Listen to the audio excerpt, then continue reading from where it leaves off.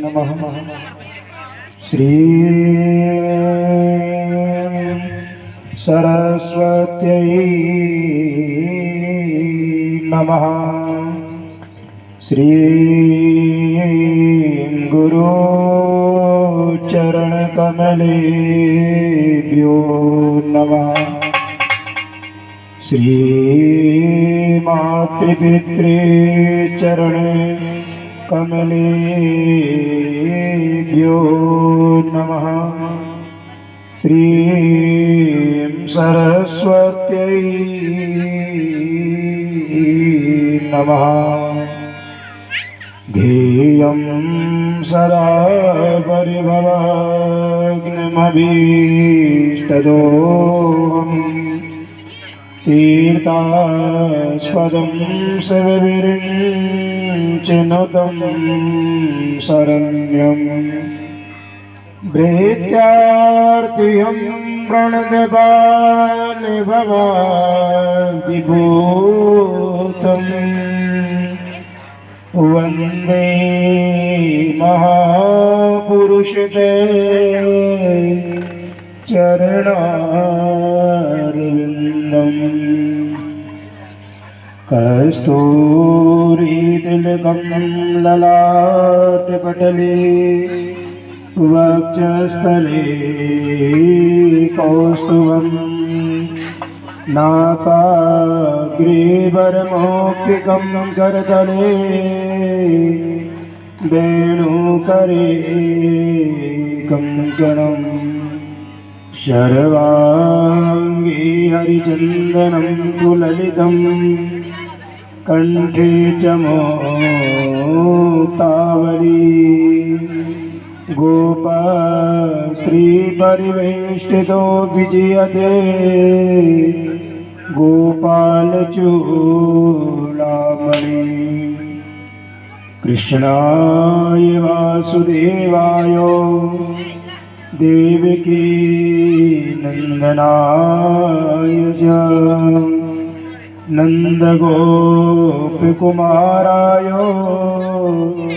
गोविन्दाय नमो नमः। रामाय रामभद्राय रामचन्द्राय वेदसे रघुनाथाय नाथाय सीताया पदये नमः। कर्पूरगौरं करुणावतारं संसारसारं भुजगेन्द्रहारं सदा वसन्तं हृदयारविन्दे भवं भवानी सहितं नमामि। आइए हनुमंत विराजिए कथा कहूँ सुमति अनुसार प्रेम सहित गादी धरहूँ कदारिये पवन कुमार। गोरी गौरी शंकर भगवान की जय। सीतारामचंद्र भगवान की जय। शंकर भगवान की जय। श्री हनुमान जी महाराज की जय। जय जय श्री राधे श्याम। सर्वप्रथम मेरे इष्ट मेरे आराध्य भगवान श्री वाक्य बिहारी जी के पावन चरणों में प्रणाम करते हुए भूत भावन भोलेनाथ मान नर्मदा मैया एवं भगवान शंकर के पावन चरणों में प्रणाम करते हुए श्री नर्मदेश्वर महादेव के पावन चरणों में प्रणाम। ग्राम के देवी देवता इष्ट देवी देवता पितृ देवताओं के पावन चरणों में प्रणाम करते हुए यज्ञ नारायण भगवान के पावन चरणों में प्रणाम करते हुए मंच पर विराजमान संत ब्राह्मण के पावन चरणों में प्रणाम। कथा पांडाल में विराजमान हमारे पिता तुल्य दादाजी लोग, भक्ति शक्ति माता एवं बहनें, हमारे यज्ञ के सभी यजमान एवं सभी ग्रामवासी एवं क्षेत्रवासी के अंतःकरण में श्री राधा माधव के प्रत्यक्ष रूप में आप सभी के पावन चरणों में प्रणाम। आज श्री शिव महापुराण का चौथा दिवस है। चौथे दिवस में हम सभी यहाँ कथा श्रवण करने के लिए पधारे। सभी भक्तों का हार्दिक वंदन, अभिनंदन, स्वागत। कथा के पूर्व हम सही भक्तगण भगवान भोलेनाथ का 2 मिनट संकीर्तन, इसके बाद में परम पावनी श्री शिव महिमा के कथा हम सही भक्तगण श्रवण करेंगे। बोले शंकर भगवान की जय। मिलता है सच्चा सुख केवल भोलेनाथ तुम्हारे चरणों में। मिलता है सच्चा सुख केवल भोलेनाथ तुम्हारे चरणों में। मिलता है सच्चा सुख केवल भोलेनाथ तुम्हारे चरणों में। मिलता है सच्चा सुख केवल भोलेनाथ तुम्हारे चरणों में। विनती है यही पल पल चिन चिन रहे ध्यान तुम्हारे चरणों में। विनती है यही पल पल चिन चिन रहे ध्यान तुम्हारे चरणों में। मिलता है सच्चा सुख केवल भोलेनाथ तुम्हारे चरणों में। मिलता है सच्चा सुख केवल भोलेनाथ तुम्हारे चरणों में। होठों पे तुम्हारा नाम रहे, बस याद से और सामने रहे। होठों पे तुम्हारा नाम रहे, बस याद सुबह और शाम रहे। होठों पे तुम्हारा नाम रहे, बस याद सुबह और शाम रहे। होठों पे तुम्हारा नाम रहे, बस याद सुबह और शाम रहे। दिन रात मेरा ये नाम रहे, रही जान तुम्हारे चरणों में। दिन रात मेरा यही नाम रहे, रही जान तुम्हारे चरणों में। मिलता है सच्चा सुख केवल भोलेनाथ तुम्हारे चरणों में। रही ध्यान सदा दूर मुझ पर, रही ध्यान तुम्हारे चाहे संकट ने मुझे घेरा हो और चारों तरफ अंधेरा हो। संकट ने मुझे घेरा हो, चाहे चारों तरफ अंधेरा हो। चाहे संकट ने मुझे घेरा हो और चारों तरफ अंधेरा हो। चाहे संकट ने मुझे घेरा हो, फिर चारों तरफ अंधेरा हो। पर दिल ना डगमग मेरा हो, नहीं जाग तुम्हारे चरणों में। शंकर भगवान की याद तुम्हारे चरणों में। मिलता है सुख केवल भोलेनाथ तुम्हारे चरणों में। मिलता है सुख केवल भोलेनाथ तुम्हारे चरणों में। चाहे मेरी सब संसार बने, मेरा जीवन मुझ पर भार बने। चाहे मेरी सब संसार बने, मेरा जीवन मुझ पर भार बने। चाहे मेरी सब संसार बने, मेरा जीवन मुझ पर भार बने। चाहे मेरी सब संसार बने, मेरा जीवन मुझ पर भार बने। और मौत गले का हार बने, चाहे जान तुम्हारे चरणों में। चाहे मौत गले का हार बने, चाहे जान तुम्हारे चरणों में। मिलता है सच्चा सुख केवल भोलेनाथ तुम्हारे चरणों में। मिलता है केवल सुख केवल भोलेनाथ तुम्हारे चरणों में। मिलती है यही पल पल चिन्ह चिन्ह रहे ज्ञान तुम्हारे चरणों में। मिलती है यही पग पग खाली सेवा करते हैं याद तुम्हारे चरणों में। मिलता है सच्चा भोलेनाथ तुम्हारे चरणों में। मिलता है सच्चा भोलेनाथ तुम्हारे चरणों में। चाहे कांटों पर मुझे चलना हो और छोड़ देश निकलना हो। चाहे कांटों पर मुझे चलना हो, चाहे छोड़ देश निकलना हो। चाहे कांटों पर मुझे चलना हो और छोड़ देश निकलना हो।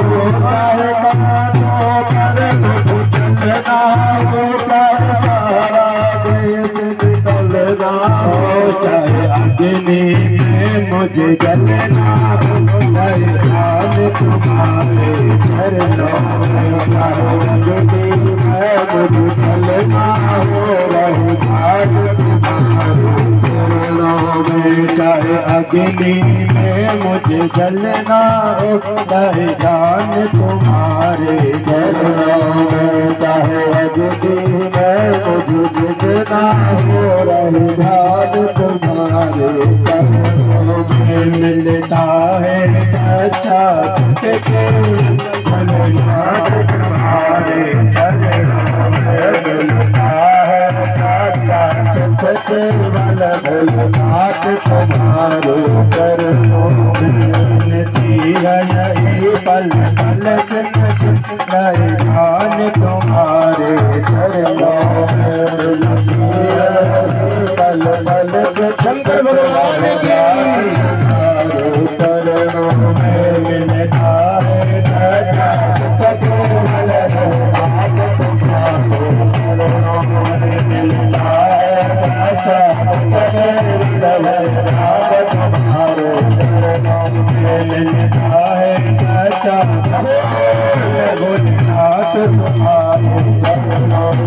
मिलता है सच्चा सुख भोलेनाथ तुम्हारे चरणों में। शंकर भगवान की जय, काशीपति विश्वनाथ की जय। भैया सही बात कहा। देखो हमारे जीवन में कितनी ही बुराई हो जाए और कितनी ही कठिनता प्राप्त आ जाए, कितना ही जीवन में परिश्रम करना हो, लेकिन कभी भी भगवान से अपना दिल मत छोड़ना, कभी भी भगवान से दूर मत हो।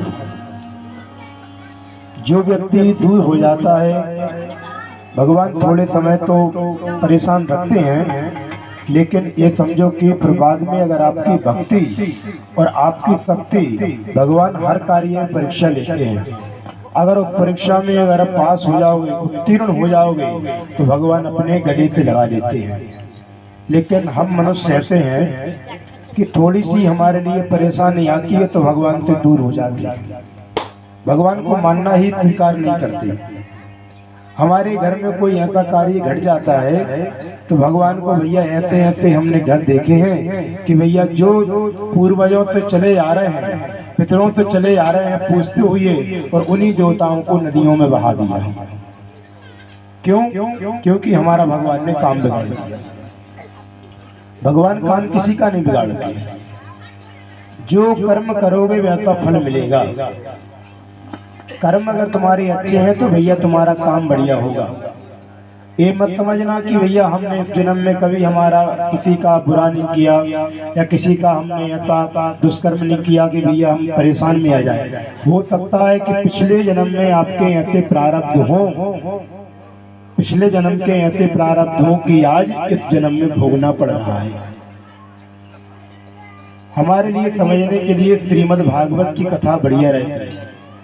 श्री राजा नरक जी महाराज हुए, कथा सुनी होगी आपने, जिस समय भगवान श्री कृष्ण द्वारकापुरी में चले जाते हैं और अपने उनका जो पूरा 56 करोड़ यदुवंशी थे भैया, सबसे ज्यादा भगवान का परिवार किस 56 करोड़ मतलब भारत की आधी जनसंख्या, आधी जनसंख्या बराबर तो भगवान का आर परिवार था। 56 करोड़ यदुवंशी थे। भगवान का एक नियम था, भगवान बैठते थे सुबह अपने सभासद में, उसके बाद में सभी बच्चों को ज्ञान देते थे। लेकिन कभी कभी ये होता है कि भैया अपने घर वालों की बात, ऐसे कई लोग निकल आते हैं परिवार में, अपने पिता की बात नहीं मानते, दूसरों की बात मान लेते हैं। पिता चाहे लाख ज्ञान दे लेकिन बेटा उसको मना कर देगा, और दूसरा जब कोई कहेगा और तुरंत बातों में लग जाओगे। भगवान कृष्ण भी यहाँ पर बहुत समझाते, लेकिन कुछ परिवार के लोग भगवान की बात नहीं मानते। जब भगवान की बात नहीं मानते तब भगवान ने कहा एक काम करते हैं, ऋषियों के द्वारा बात समझवाते हैं। तब यहाँ पर सप्त ऋषि आते हैं और भगवान ने कई प्रकार की वहाँ लीला करी। कथा तो बहुत बड़ी हो जाएगी।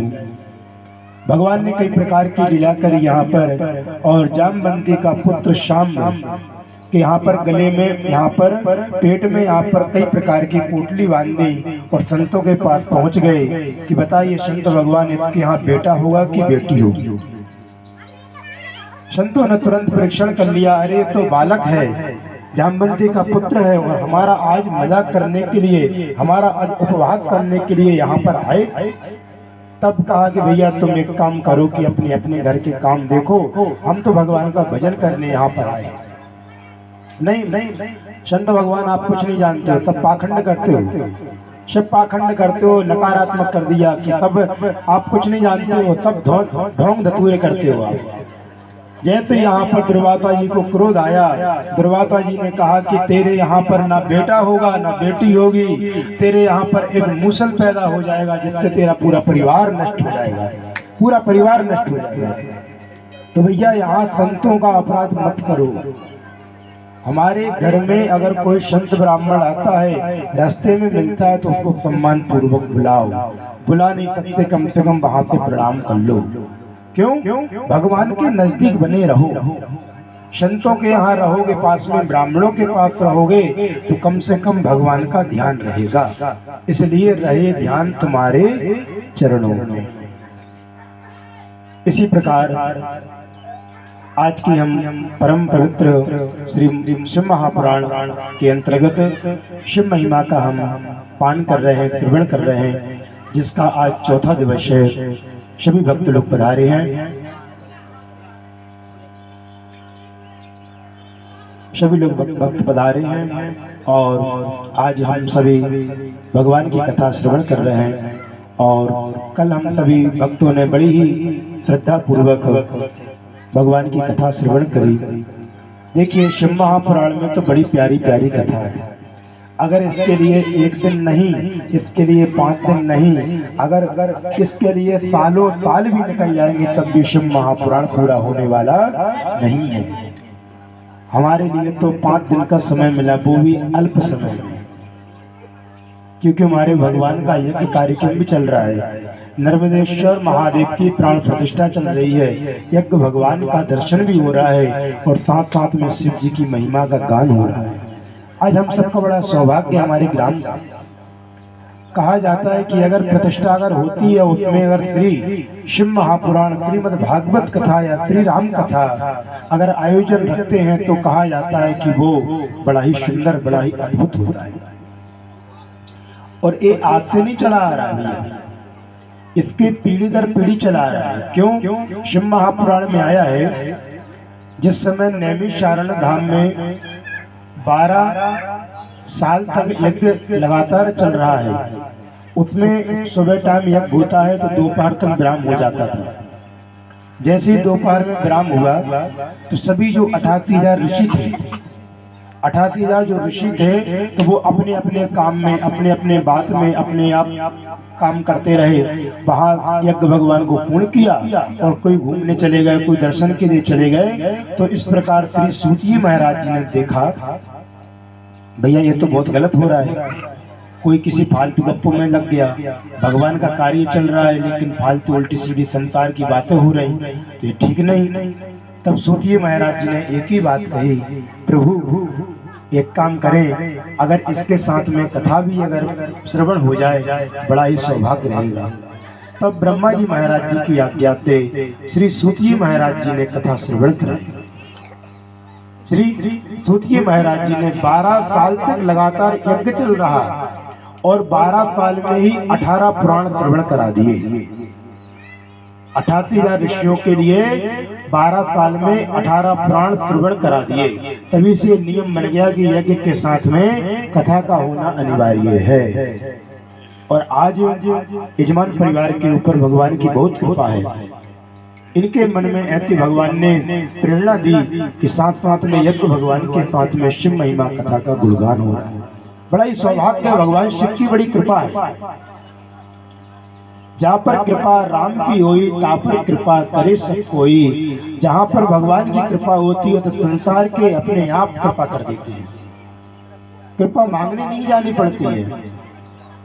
कृपा का मतलब क्या है? भगवान के सामने कृपण होके खड़े हो जाओ, गरीब बनकर खड़े हो जाओ, अभिमानी छोड़कर खड़े हो जाओ।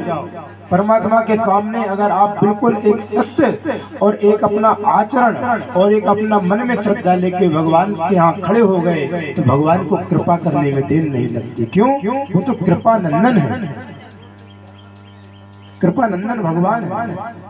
उनको तो सिर्फ कृपा करने वाला कौन व्यक्ति ऐसा है, कौन व्यक्ति ऐसा मिल रहा, वो तो स्वयं ढूंढते रहते हैं, स्वयं खोजते रहते हैं, कोई तो मिले। भगवान शंकर जी रोज निकलते हैं कैलाश पर्वत से त्रिशूल लेकर। जो भक्त सुबह शाम भगवान का भजन करता है, दिया बत्ती रखता है, भगवान के मंदिर में जाता है, भगवान की आरती करता है, भगवान का प्रिय हो जाता है। और जो व्यक्ति अपने भोग विलासों में लगा रहता है, संसार के काम में लगा रहता है, भगवान शंकर वहीं से श्राप देते हैं, जा तू ऐसा ही रहेगा। इसलिए सुबह शाम का जो समय है, सुबह और शाम का समय सिर्फ संध्या कालीन है। भगवान की आरती करो, भगवान का वंदन करो, भगवान का स्वागत करो। अगर ये हमने काम कर लिया तो हमारे ऊपर भगवान शिव की कृपा जरूर बरसती है। आज हम यहाँ विराजमान बैठे हुए हैं। कल के आपने बड़े ही प्यारे अद्भुत प्रसंग सुने। श्री ब्रह्मा जी महाराज जी को श्राप लगा, भगवान विष्णु को सत्यनारायण के नाम से जाना गया। क्यों? भगवान विष्णु ने सत्य का आचरण किया है। जीवन में अगर सत्य होता है तो जिस प्रकार भगवान का नाम सत्यनारायण हो गया, आपका भी नाम सत्य पड़ जाता है। इसलिए हमारे जीवन में सत्य होना चाहिए। शुद्ध हो जाते हैं, जब तक स्नान नहीं करेंगे तब तक शुद्ध नहीं होंगे। लेकिन धन्य है मेरे भोले बाबा कि जहाँ पर मुर्दे को जलाया जाता है और जैसे वो भभूत इकट्ठी होती है, भस्मी इकट्ठी होती है, और भस्मी भगवान शंकर जी लेते हैं और अपने पूरे शरीर में लपेटते हैं और पूरे शरीर में आलायत करते हैं, आनंदित होते हैं और आखिरी में भगवान राम नाम का कीर्तन करते हैं। धन्य है भगवान शंकर। संसार के लोग तो उस मुर्दे से भागते हैं, लेकिन भगवान शंकर कहते हैं कि मुर्दा आ जाएगा तो हमारे कम से कम राम नाम का नाम हो जाएगा, जाप हो जाएगा। ऐसे भगवान शंकर है। इसलिए भगवान शंकर जी को भस्मी चढ़ाई जाती है वो बड़ी ही प्रिय है। शमशान वासा राम राम का मंत्र तो जो है वो मुर्दा के अंदर चला गया तो मुर्दा भी पवित्र हो जाता है। क्यों? हम उसी के लिए कर रहे हैं। जिसके साथ हम जा रहे हैं तो उसी को राम नाम मंत्र कर रहे हैं। उस मुर्दा का शरीर भी वो शुद्ध हो जाता है और वो मुर्दे से जो भस्मी होती है वो भगवान शंकर लपेटते हैं। धन्य है भगवान शंकर, इसलिए भगवान शंकर को भस्मी चढ़ाई जाती है। आगे शिव महापुराण में कथा और भी आती है। एक बहेरिया था, तो बहेरिया ने इतना भक्त भगवान शंकर भगवान की इतनी भक्ति करी, कितनी भक्ति करी, आखिरी में उसने अपने शरीर का ही दान कर दिया और भगवान